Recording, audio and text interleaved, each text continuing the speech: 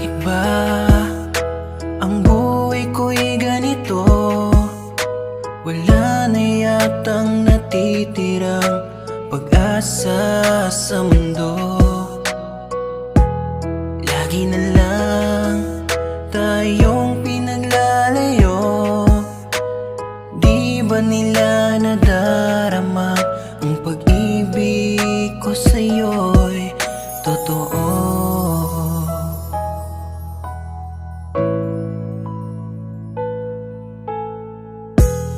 Di ko na kaya ang humanap pa ng iba, pagkat ikaw lang